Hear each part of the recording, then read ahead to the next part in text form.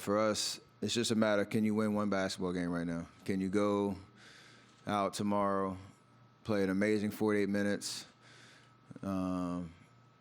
quiet this crowd that's going to be probably unbelievable tomorrow, slow down a team that's been playing amazing especially these last two games, and just win one basketball game and take it from there. And if we focus on that mission, our history kind of speaks for itself in terms of being able to get that done. Just win one basketball game, and then we'll worry about the rest. Davide, next row back. Steph, Davide Chinellato, Gazzetta Italy. Coach Kerr just said there's a chance KD might be playing tomorrow after all. My question is, how did you see him during this process, him being out, and how your way of playing is going to change if he's back, considering he's probably not going to be at 100%? I don't think my style will change much at all. It's just having another powerful weapon out there that can do some very dynamic things on the floor, and we'll be able to adjust and transition pretty smoothly.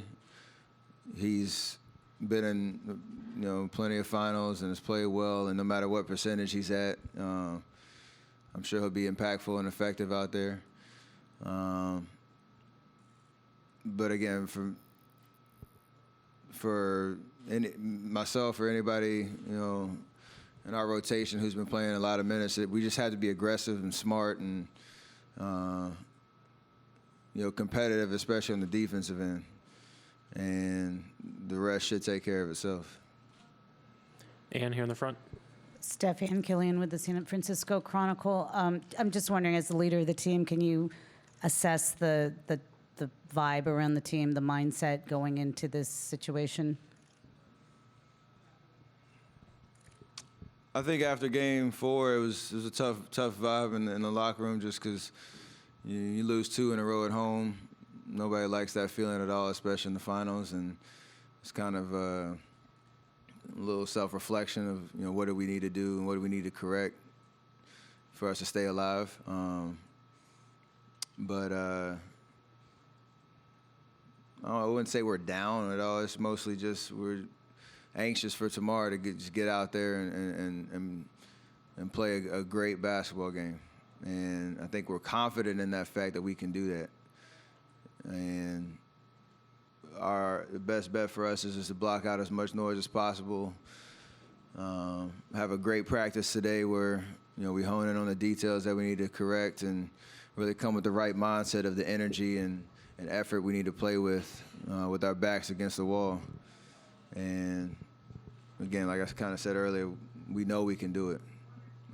It's just a matter of proving it. Michael over here. Steph, Michael Grange from Sportsnet.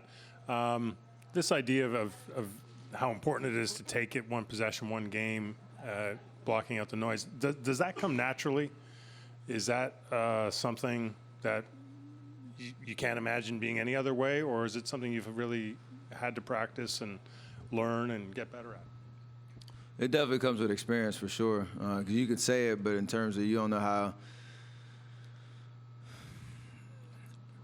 hard it is to do that at this stage and at this level. But having been here 5 straight times and been through all type of experiences and different styles of play, different paces, playing against amazing talents and that we've had, and even now with the way that Toronto's been playing these last 2 games, like it's just a matter of just buckling down and figuring it out. So it's easier for us to say that because we have been through so many experiences, and I think the confidence that we can flip that switch and no matter what's happened the last 2 games, be world beaters on tomorrow from the jump is definitely something that we can do and execute. But it does help having been on the back end of this 5-year journey where we've seen so much and been in a lot of different atmospheres and different pressures and expectations that we can lock in on just strictly 48 minutes. The context of it all, it really doesn't matter. It's just win one basketball game and take it from there. Dan on your right.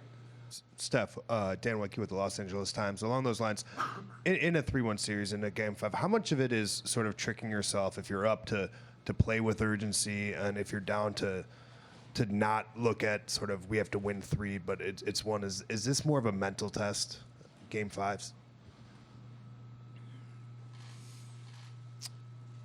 I mean, yeah, considering how tough the last 2 games were, you can't lose your identity and certain things that have made us successful over the course of this run. I don't think we need to reinvent the wheel by any stretch of like these huge adjustments or anything. It's just looking at these last 2 games, Game 3 and 4.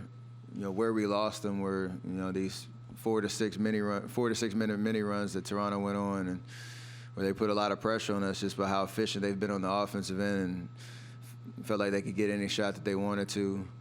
Obviously the way that they're defending us, just trying to create good offense on those possessions to kind of go back at them. We haven't done it, so that's really it.